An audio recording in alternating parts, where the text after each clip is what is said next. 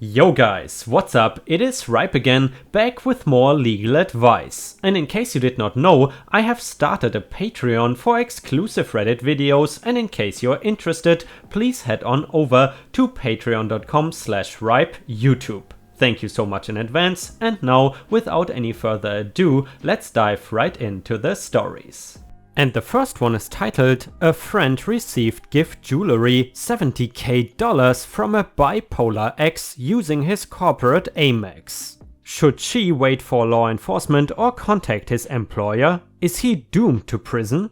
Female friend broke up with her fiancé after his alcoholism took over his life. He's been spiraling downward and hit rock bottom last week. He ran out of his own credit, so he abused his corporate Amex to take a stripper out to Las Vegas, buy some jewelry worth $70,000 for his ex, my friend. A few nights at a Las Vegas penthouse and a private flight to Florida and back. Jesus guys, I would say this guy is living life. Total sounds like it is over $100,000 on his corporate card. Now he is stranded with a cancelled card, phone, and claims that he's been delusional the whole time. Should my girlfriend keep the jewelry and wait for the cops, or give it up to the corporation in person? Is the ex totally going to prison, or is there any chance he can stay free and deal with a lawsuit? Everything I have read is that he's going to prison for a few years and she needs to wait for white-collar crime investigators to call. Edit, he and his job are based in Texas, she lives in Texas also. Edit number 2, she's going to file a report with the local PD and find out what they say. Thanks for all the advice, y'all. And guys, in regards to advice, your friend knows a crime has been committed and she holds the proceeds of that crime. She should make it very clear that she was not involved in the crime in any way beyond receiving the jewelry unasked, and she should do this before the police come knocking.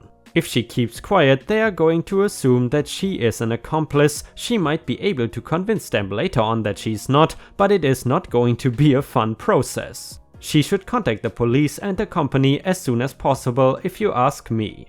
And guys, someone in the comments said, there's absolutely no way he's going to get out of this. He will be found out soon and they will find out what he bought and ask him where the jewelry went. No one has anything to lose from her going to the police. That said, before doing so, she should talk to a lawyer about what to say and what consequences this may have for her. She's likely to be called as a witness at the very least. And guys, I'm curious, what was the most expensive piece of jewelry you have ever bought? And in addition, I would love to know how much did you pay for your fiancé's engagement ring? And in addition, if you have watched until here, please don't forget to post some star emojis in the comments and also like the video if you want to support me. It would help me out tremendously if we could reach 1000 likes on the video. Thank you so much. And the next one is an update to the jewelry story. So nothing happened, no DA nor PD cared about the issue, so my lady friend kept all the jewelry.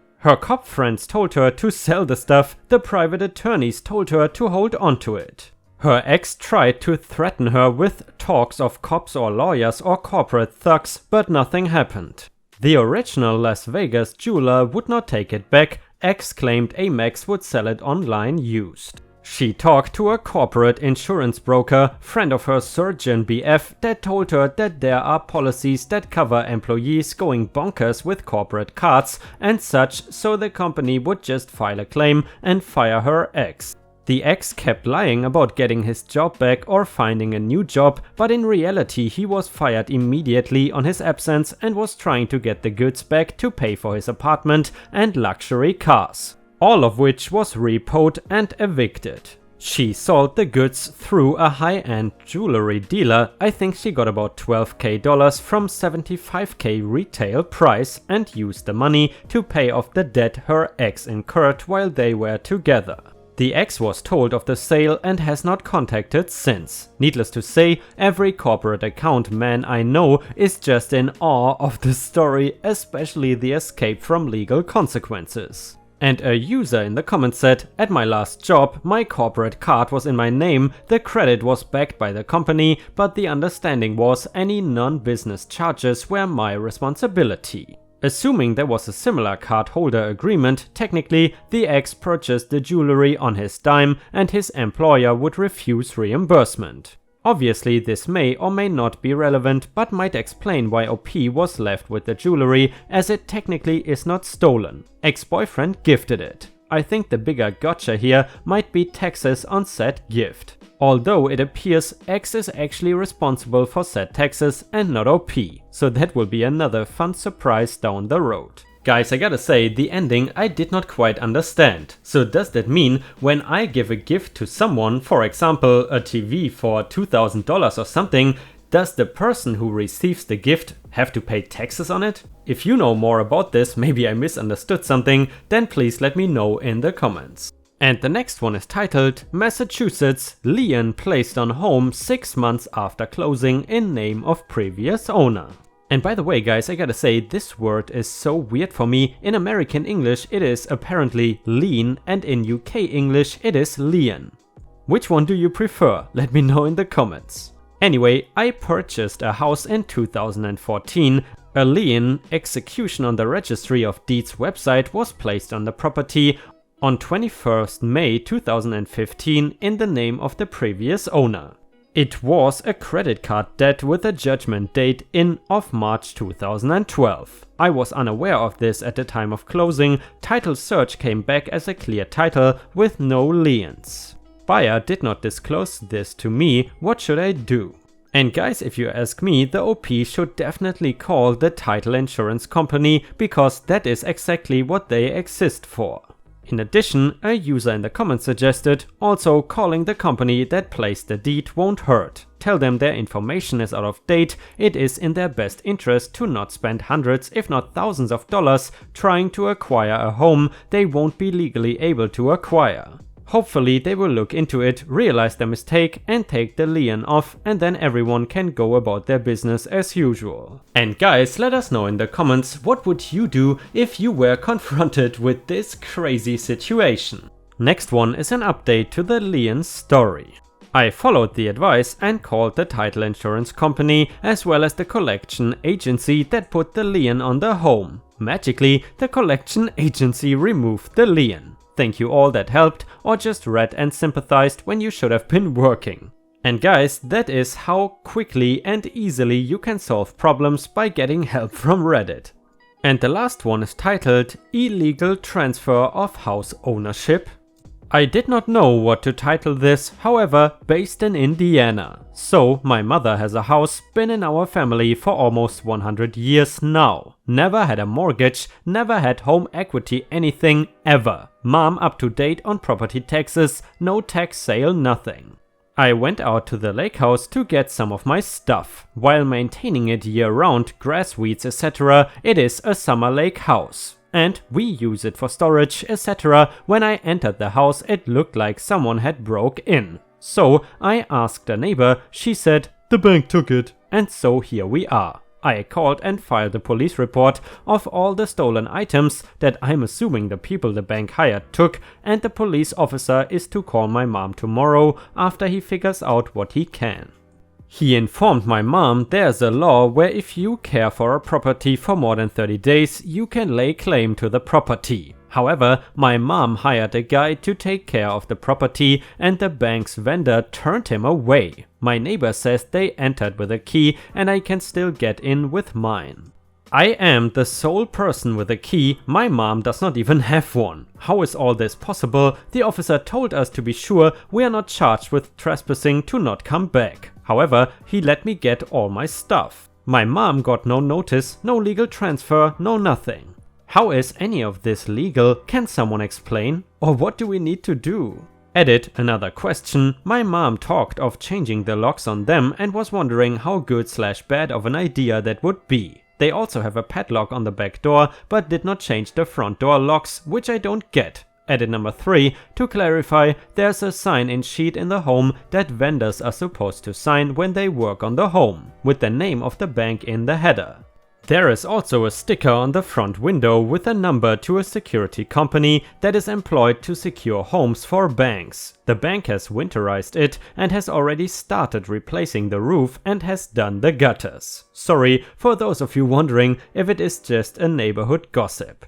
Edit number 4. Wow, I appreciate all of you. Those of you saying to move back in the house, it is livable, but there are repairs that need to be done and the house is 45 minutes from town. If I did not have kids, I would be out of there in a heartbeat. But my boyfriend and I were living out there up until February 2019 and had to move out because we were far from town. The electric bill was through the roof. 4 kids makes that hard because the house is not insulated to be a winter home. And it just reverted back to a summer home to swim fish storage.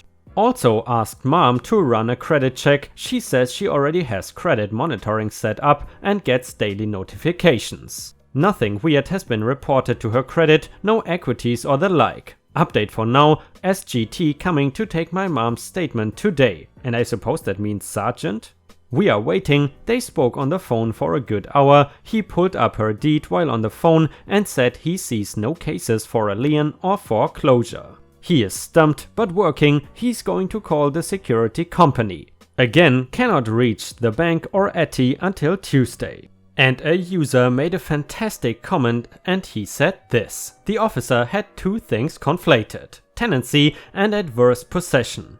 I will get adverse possession out of the way since I am sure that is your larger concern. Someone can occupy a property openly, notoriously, continuously for a period of 10 years and be able to attempt to claim title. Not 30 days, this is adverse possession and is in fact a thing. Someone occupying property for 30 days can argue a tenancy exists and is entitled to an unlawful detainer hearing before LE can throw them out.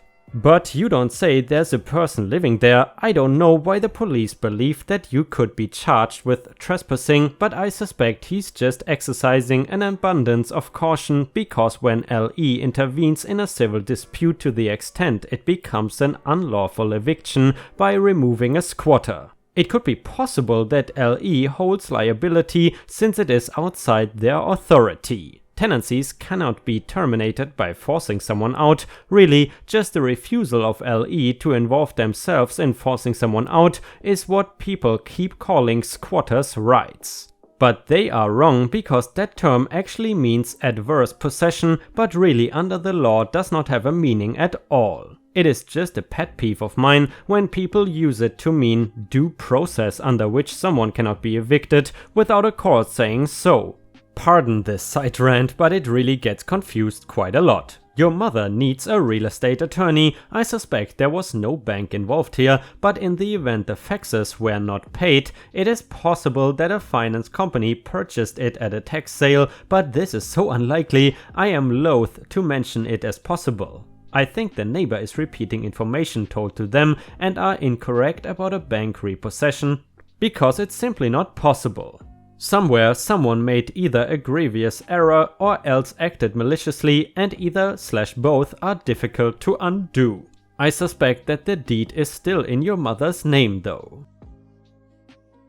And the next one is the update to the stolen lake house. My mother got a hold of the bank today who said they had no record of the address in their system. However, they did have a completely different lake house in their system. They said they had no financial interest in the house at all. They directed her to their real estate company in our county. He said he has not had a house at the lake in many years. She then contacted the property preservation company that secured the house. The CSR got very frantic, asking for the burglary report case number. And again told her someone would call her. She also stated our address was not in their system. She hired a locksmith at the direction of her attorney and we went out there and placed warnings and changed locks. The locksmith informed us that they actually did not have a key. As previously stated, I was the only one with a key, and they credit carded the door and replaced the lock in the back and just said F it when it came to the front door. Neighbors took pictures of our license plates but did not call the police, so I am in fear something bigger is going on. But now it is just up to the DA to find someone to press charges against and civil court for emotional damage and loss of truly invaluable things that they stole while renovating. Thank you all again. And guys, I would like to know, did anyone ever break into your home? Fortunately for me, it never happened to me. However, it did happen to my grandma, but that was probably around 30 or 40 years ago. But I can still tell that my grandma is very careful when it comes to closing the door correctly and always locking it. Either way, unfortunately, we have already reached the end of the video. I hope you enjoyed the content today and I see you again tomorrow. Thank you so much for watching.